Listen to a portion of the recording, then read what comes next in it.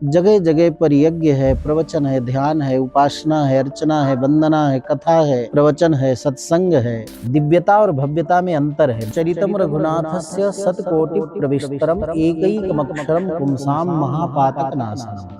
श्री रघुनंदन राम प्रभु का जो चरित्र है वो 100 करोड़ रामायण में विस्तृत है। अपने तो अनुभव करते हैं कि श्रीमद् वाल्मीकि रामायण है, आनंद रामायण है, भुसुंडी रामायण है, योग वासिष्ठ रामायण है, उत्तर रामचरितम रामायण है, रघुवंश रामायण है। पहले इस भारत देश का नाम अजनाभ खंड था, तो भारतवर्ष कहिए, अजनाभ खंड कहिए, जम्बू द्वीप कहिए। हम अनुभव ही करते हैं कि आज देश में, प्रदेश में सर्वत्र प्रजा का ध्यान रख रहे हैं हमारे योगी जी, मोदी जी। प्रभु श्री राम 22 जनवरी को जब अयोध्या में भव्य मंदिर में विराजमान हुए, कितना खून खराबा देखा, कितनी पीढ़ियां चली गईं बलिदान देते हुए। राम जी जैसे कोई महापुरुष आज तक धरती में नहीं हुआ। मर्त्यावतारस्ति मर्त्य शिक्षणम रक्षो बधाई वन केवलम विभो। राम मंदिर के समीप ही, रेलवे स्टेशन के समीप ही हमारी भूमि थी। हमने भी सहर्ष प्रदान किया, खोए हुए अपने अस्तित्व को अयोध्या पुनः प्राप्त की है। श्रीमान योगी आदित्यनाथ जी महाराज वहाँ विराजमान हुए। इधर असरफी हवन पीठ में हम आए और हृदय से बड़े सहृदय हैं, बड़े कोमल हैं। यही कारण है कि आज 50 देश के लोग इस महाकुंभ में यहाँ उपस्थित हैं। आज विदेश के युवान चोटी रख रहे, तिलक लगा रहे, माला पहन रहे। एतद् देश प्रसूतस्य सकाशा दग्र जन्मनः स्वं स्वं चरित्रम शिक्षेरन् पृथिव्याम सर्वमानवाः। उत्तर प्रदेश का एक पवित्र शहर है प्रयागराज, जहां 3 नदियों का संगम है, गंगा, यमुना और सरस्वती। और 144 वर्ष का दुर्लभ संयोग पूरा होने के बाद वहां एक महापर्व हो रहा है। महापर्व जिसे महाकुंभ कहा जा रहा है, दिव्य और भव्य कुंभ। ऐसे ही महापर्व में देश और विदेश से तमाम संत, महंत और तमाम ईश्वर के मार्ग पर चलने वाली विभूतियां मौजूद हैं। तो इसी प्रकार आज हम वार्ता करेंगे अयोध्या के ही एक प्रसिद्ध विभूति से और जानेंगे कि महाकुंभ धर्म के दृष्टिकोण से कितना महत्वपूर्ण है। तो महाराज जी, सर्वप्रथम स्वागत है आपका प्रयागराज की पावन धरा पर। बहुत बहुत बधाई। और हमारे YouTube चैनल पर। तो मेरा पहला प्रश्न तो यही है कि तीर्थराज प्रयाग का अनुभव कैसा रहा आपका? बहुत ही सुखद और आनंद इस पावन धरा में है, क्योंकि 2 नदियां जहां मिलती हैं उसको संगम कहते हैं।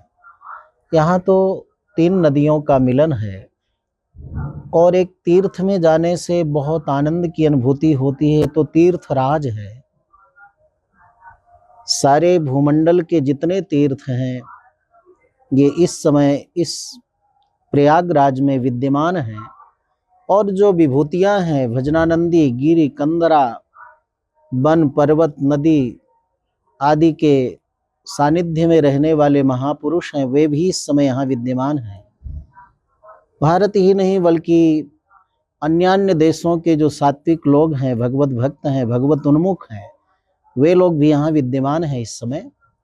यहाँ जगह जगह पर यज्ञ है, प्रवचन है, ध्यान है, उपासना है, अर्चना है, वंदना है, कथा है, प्रवचन है, सत्संग है, अनेक प्रकार के धार्मिक आयोजन है, अनुष्ठान है, ये सब चल रहे हैं। तो स्थान भी दिव्य है, समय भी दिव्य है, वातावरण भी दिव्य है। ऐसा लगता है कि इस समय तीर्थराज प्रयाग में महाकुंभ के पावन अवसर पर वैकुंठ और स्वर्ग यहाँ उतर आया हो और इसी पावन ग्रह नक्षत्रों के संयोग में और इस पावन स्थान पर एक अमृत का कण पाने के लिए लोग करोड़ों की संख्या में यहाँ आ रहे हैं। तो अमृत का कण क्या है? गंगा यमुना तो प्रत्यक्ष हैं, सरस्वती अप्रत्यक्ष है। सरस्वती को भगवान ने या प्रकृति ने इसलिए अप्रत्यक्ष रखा, प्रकट रखा कि इस संयोग जब आएगा 144 वर्ष में जैसे आया है, या 12 वर्ष में महाकुंभ, 6 वर्ष में अर्धकुंभ जब लगता है, तो ये सरस्वती संतों के, महापुरुषों के मुखारविंद से निकलने वाली जो अमृत धारा है, ज्ञानामृत है, भगवत कथा रस है, ये सरस्वती के द्वारा जब प्रकट होता है तो इस अमृत को पा करके लोग अमरता को प्राप्त होते हैं। तो इसलिए परमात्मा ये तीसरे सरस्वती को इसलिए प्रकट रखा है, जिससे संतों की वाणी, उपदेश, प्रवचन, अनुसंधान, प्रयोग, ये सब सरस्वती के द्वारा लोगों को प्राप्त हो और लोग अमरत्व को प्राप्त करें। तो इस समय बहुत ही आनंद इस पावन तीर्थ नगरी में, माँ गंगा के गोद में हम सबको आ रहा है। हमारे इस असरफी भवन पीठ के शिविर में बहुत ऐसे साधक रुके हुए हैं, अधिकारी वर्ग रुके हुए हैं, समाज सेवी लोग रुके हुए हैं, कई अनुष्ठानी लोग रुके हुए हैं। हम लोग भी प्रातःकाल सुबह उठकर भजन में जब बैठते हैं तो बड़ा मन अंतर्मुख होता है, बहुत मन प्रसन्न होता है। तो महाराज जी, जैसा कि आपने कहा कि दिव्य प्रयागराज, हाँ। दिव्य तीर्थ प्रयागराज, तो प्रयागराज के पश्चात जो ये दिव्य और भव्य कुंभ का अनुभव क्या है, कैसा है?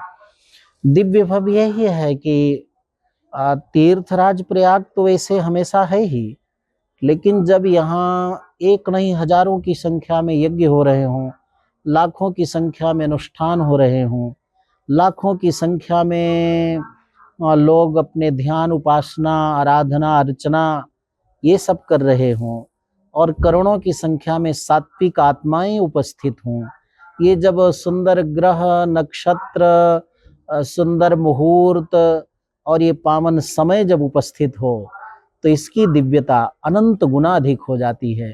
इसलिए दिव्य भी हो गया, और चूंकि अनेक प्रकार के बाह्य रूप में भव्य पंडाल सजे हुए हैं, अनेक प्रकार के यहाँ सुंदर मंचन हो रहे हैं, ये सब भव्यता, दिव्यता और भव्यता में अंतर है। दिव्यता माने कि जो देव निर्मित है वो दिव्य है, और भव्य माने जो भूत निर्मित है वो भव्य है। देखने में भी स्वच्छता, पवित्रता तो है ही, यहाँ स्वच्छता भी इस महाकुंभ में देखने को मिल रहा है, इसलिए ये भव्य भी है, और भजन पूजन आराधन जो हो रहा है उससे दिव्य भी है। तो ये दिव्यता और भव्यता दोनों आज हमें इस महाकुंभ में देखने को मिल रहा है। महाराज जी, कुछ वर्ष पूर्व का आपका कथन है कि 100 करोड़ रामायण में श्री राम जी का चरित्र, तो पहले तो यही वक्तव्य बड़ा दुर्लभ है कि 100 करोड़ रामायण, क्योंकि जनमानस इस तरह की बहुत तकनीकी बातों से परिचित नहीं होता। तो 100 करोड़ रामायण और श्री राम भगवान का उसमें चरित्र, इस पर प्रकाश डालें।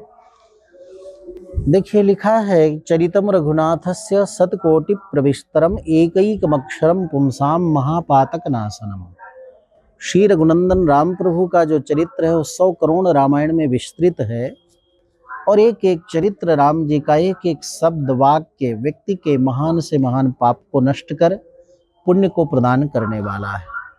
तो ये तो सत्य है कि 9 लाख वर्ष प्रभु श्री राम पूर्व में अवतार लिए थे, तो इतने लंबे समय में अनेक कवि, मुनि, ज्ञानी, तपस्वी राम जी को अनेक रूप में अनुभव किए हैं, और अपने अनुभव को उन्होंने अपने शब्दों में, शब्द विन्यास से, लेखनी से उसको उतारा है। तो अपने तो अनुभव करते हैं कि श्रीमद् वाल्मीकि रामायण है, आनंद रामायण है, भुसुंडी रामायण है, योग वासिष्ठ रामायण है, उत्तर रामचरितम रामायण है, रघुवंश रामायण है, कितने सारी रामायण तो अपने प्रत्यक्ष अनुभव कर रहे हैं। और बहुत सारे ऐसे मनीषी मुनिजनों ने रामचरित्र को अनुभव करके लेखनीबद्ध नहीं किया, और किसी ने लेखनीबद्ध किया तो प्रकट भी नहीं हुआ। तो इस तरह से इस धरती पर क्या, स्वर्ग में क्या, सर्वत्र रामचरित्र करोड़ों की संख्या में उपलब्ध है, माने अनुभव है। महाराज जी, अक्टूबर 2023 में एक प्रेस वार्ता के दौरान आपने कहा कि संत ही देश चला सकते हैं। हाँ। भारतीय राजनीति को संतों की आवश्यकता है। तो आवश्यकता है तो कितनी आवश्यकता है, किस प्रकार ये संभव है? हाँ, ये हमेशा कथन हमारा रहता है कि हमारे इतिहास को, पुराण को, हमारे संस्कृति को, हमारे इतिहास को अगर देखा जाए तो हमारे इस भारत देश के जम्बू द्वीप के पहले इस भारत देश का नाम अजनाब खंड था। फिर भरत राजा के तपस्या के और उनके सुंदर प्रजा रक्षण के कारण, सुंदर राज्य परिपालन के कारण इस देश का नाम उनके नाम से भारतवर्ष पड़ा। तो भारतवर्ष कहिए, अजनाब खंड कहिए, जम्बू द्वीप कहिए, यहाँ जितने प्रशासक हुए हैं, राजा हुए हैं, वो सभी परम धार्मिक हुए हैं, पुण्यवान हुए हैं, त्यागी हुए हैं, तपस्वी हुए हैं, सन्यासी हुए हैं। ऋषभ देव जी महाराज को लीजिए, जो एक परम तपस्वी थे, भगवान के अंश थे। भगवान स्वयं अंश से अवतार लेकर के त्यागमय तपोमय जीवन व्यतीत करते हुए प्रजा के लिए सर्वस्व त्यागते हैं। तो जो प्रजा का ध्यान रखेगा अधिक, वही अच्छा राज्य का प्रशासन कर सकता है, और वही ध्यान रख सकता है जिसको अपने सुखों का त्याग करना पड़े। तो इसलिए पृथु महाराज हैं, ऋषभ देव जी हैं, हमारे भरत महाराज हैं, महाराज दशरथ हैं, रघु हैं, ककुत्स्थ महाराज हैं, कितने सारे राजा हुए, दिलीप महाराज हुए। तो ये सभी राजाओं ने त्यागमय तपोमय संन्यासमय जीवन व्यतीत करते हुए प्रजा का संरक्षण करते हैं, पुत्रवत पालन करते हैं। तो इसलिए त्याग तप संन्यास योग में जिसका जीवन होता है, वही प्रजा को, जिसका अपना कोई नहीं हो, उसका जो अहमर्थ है, ममत्व है, उसका सब प्रजा में अनंत लोगों में बट जाता है, और जो कोई एक सर्कल में होता है उसी में फंस जाता है। तो इसलिए हम अनुभव ही करते हैं कि आज देश में, प्रदेश में सर्वत्र प्रजा का ध्यान रख रहे हैं हमारे योगी जी, मोदी जी। तो महाराज जी, जैसे सर्वविदित है, हम सभी जानते हैं कि आप राम कथा कहते हैं। हाँ। और अयोध्या में राम मंदिर बना, आपका अशरफी भवन वो भी अयोध्या से है, आप खुद अयोध्या से आते हैं। तो एक अयोध्यावासी होने के नाते ये भावनात्मक दृष्टिकोण से कितना बड़ा कदम हुआ ये तो समझिए बहुत सैकड़ों वर्ष का परम सौभाग्य रहा है, हमारे सनातन धर्म का ये परम सौभाग्य रहा है, और संपूर्ण धरती का ये सौभाग्य रहा है कि प्रभु श्री राम 22 जनवरी को जब अयोध्या में भव्य मंदिर में विराजमान हुए, तो इससे सुंदर अवसर और नहीं हो सकता। युगों युगों बीत गए, पीढ़ियां बीत गई, हमारी इस भारत की भूमि ने, अयोध्या की भूमि ने, सरयू गंगा यमुना ने कितना खून खराबा देखा, कितनी पीढ़ियां चली गईं बलिदान देते हुए। कोठारी बंधु, हाँ, कोठारी बंधु, हमारे पूज्य दोनों गुरुदेव जिन्होंने पूरे जीवन भर राम मंदिर के लिए संघर्ष किया, वे पधार गए। तो इन सब की आत्माओं को भी बड़ी प्रसन्नता मिली होगी, और हर एक भारतीय व्यक्ति को, हर एक आस्तिक व्यक्ति को, दुनिया में जो भी एक आस्तिक व्यक्ति है, उसके मन में बड़ी प्रसन्नता हुई होगी। इसलिए क्योंकि राम जी जैसे कोई महापुरुष आज तक धरती में नहीं हुआ। भगवान के भी दूसरे अवतार ऐसे नहीं हैं कि जिनके संपूर्ण आचरण को, चरित्र को, व्यवहार को मनुष्य अपने जीवन में उतार सके। केवल राम जी ऐसे हैं जिनके हर एक आचरण व्यवहार को, मार्गदर्शन को मनुष्य अपने जीवन में उतार कर अपने को पूर्ण कर सकता है। इसलिए मर्त्यावतारस्तु मर्त्य शिक्षणम रक्षो बधाई वन केवलम विभो। प्रभु श्री राम का अवतार केवल राक्षसों के वध के लिए नहीं है, बल्कि प्रभु श्री राम का अवतार हुआ है मानवता की शिक्षा देने के लिए। तो पूरा विश्व के लोग, राम मंदिर भव्य दिव्य बना, निर्मित हुआ, प्रभु विराजमान हुए, पूरे देश के लोग, विशेषकर युवा लोग सर्च किए होंगे, मीडिया का युग है, राम कौन थे, कैसे उनके आचरण थे। और जब सुनते हैं कि पिता जी के मन के द्वंद्व को दूर करने के लिए राम जी वन में गए, इतना कष्ट सहे, भाई भरत और राम का परस्पर प्रेम देखेंगे, त्याग देखेंगे, तो जो आज दुनिया में कलह व्याप्त है, स्वार्थ के कारण लोग एक दूसरे को काट रहे, मार रहे, तो ऐसा त्यागमय जीवन जिन प्रभु राम का था, उनके राज्य में कैसी प्रजा सुखी थी। तो ये सब देख करके राम जी का चरित्र कुछ अंश में भी यदि लोग उतारेंगे, तो उनका भी कल्याण होगा, राष्ट्र का भी कल्याण होगा, समाज का भी कल्याण होगा। राम मंदिर भव्य दिव्य बना। वहाँ के अयोध्या वासियों का बहुत उत्कर्ष हुआ, लौकिक, भौतिक, व्यावसायिक, और जिससे जो बना सबने त्याग किया। राम मंदिर निर्माण में, राम मंदिर के समीप ही, रेलवे स्टेशन के समीप ही हमारी भूमि थी। हमने भी सहर्ष प्रदान किया कि ये समाज के लिए, राष्ट्र के लिए, राम मंदिर के लिए हम भी इस जमीन को अर्पण करते हैं। आज वहाँ जो साल भर में लाख रुपए कमाते थे, आज वहाँ 10 लाख रुपए व्यावसायिक लोग कमा रहे हैं। आज हर एक मार्ग देखिए जो रामायण में वर्णित है कि राम जी के राज्य में सुंदर विशाल राजमार्ग हैं, राजप्रासाद हैं, सुख सुविधाएं हैं, आपण हैं, हाँ, वो सब आज हमें वहाँ अनुभव हो रहा है। तो खोए हुए अपने अस्तित्व को अयोध्या पुनः प्राप्त की है। तो इससे हर एक व्यक्ति के मन में उल्लास है, हर्ष है, प्रमोद है, आनंद है। महाराज जी, उत्तर प्रदेश के मुख्यमंत्री हैं योगी आदित्यनाथ जी। हाँ। पिछले प्रश्न में आपने उनका उल्लेख भी किया। हाँ। अगर मेरी जानकारी गलत नहीं है तो वो आपके सहपाठी रह चुके हैं। हाँ।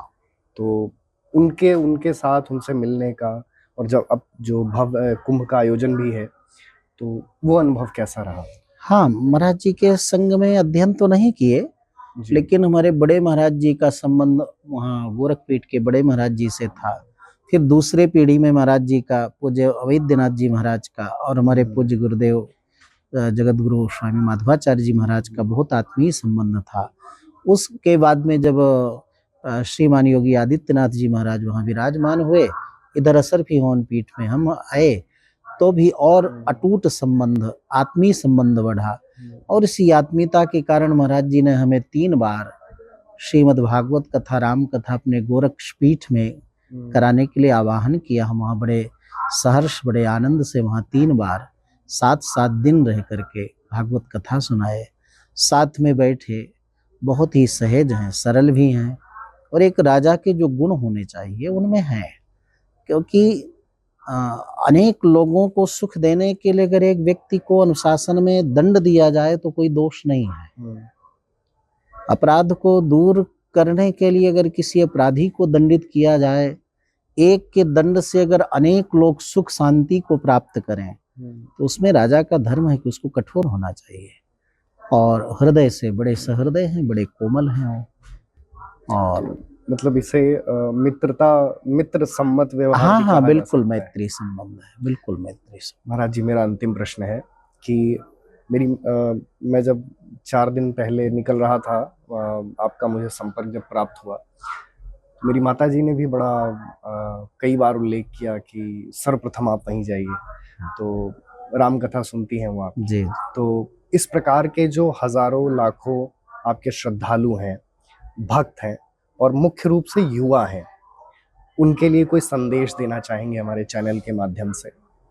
ईवान लोगों को यही संदेश है कि हमारी भारतीय संस्कृति, संस्कार, पद्धति, आचरण, व्यवहार, वेशभूषा जैसा विश्व में कहीं नहीं है, और इसी में सुख शांति समृद्धि है। यही कारण है कि आज 50 देश के लोग इस महाकुंभ में यहाँ उपस्थित हैं। उनको आश्चर्य लग रहा है कि कैसे ऐसे इकट्ठे लोग रह सकते हैं, ऐसे ठंडी के वातावरण में स्नान पूजा ऐसे कैसे कर सकते। उनको एक कुतूहल है, उनको आश्चर्य है, जबकि हमारे भारत देश में सहज है। हमारे ऋषि मुनियों का तो जीवन ही ऐसा है। तो यहाँ का वेशभूषा ले लीजिए, यहाँ का रहन सहन ले लीजिए, यहाँ का खान पान ले लीजिए, वो स्वर्ग और वैकुंठ तुल्य है। इसी में आत्म शांति है, इसी में प्रसन्नता है। इसलिए हमारी भारतीय संस्कृति संस्कार को छोड़ करके पाश्चात्य सभ्यता की ओर युवाओं को नहीं भटकना चाहिए, क्योंकि वो एक न एक दिन आगे बढ़ते हुए अंधेरा है उसमें। और हमारी संस्कृति में, हमारी विरासत में, भारतीय परंपरा में प्रारंभ में थोड़ी कठिनाई है, लेकिन आगे उज्जवल भविष्य है, सुखद अनुभव है, और आगे प्रकाश ही प्रकाश है। इसलिए आज विदेश के युवान चोटी रख रहे, तिलक लगा रहे, माला पहन रहे, कई देशों में युवा लोग वेद पढ़ रहे, संस्कृत अध्ययन कर रहे। तो यही कारण है कि उन लोगों ने देख लिया कि उन्हें शांति मिलेगी तो केवल भारतीय संस्कृति में मिलेगी। इसलिए मनु महाराज ने कहा है एतद्देश प्रसूतस्य सकाशादग्र जन्मनः स्वं स्वं चरित्रम शिक्षेरन पृथिव्याम सर्वमानवाः। सारी पृथ्वी के लोग हमारे भारतीय परंपरा संस्कारों को अपनाकर सुख शांति समृद्धि भाईचारा को प्राप्त कर सकते हैं। तो ये बिल्कुल सत्य है। तो इस आशा और अभिलाषा के साथ कि वार्तालाप के सकारात्मक पहलू, उनका प्रचार होगा, प्रसार होगा। धन्यवाद।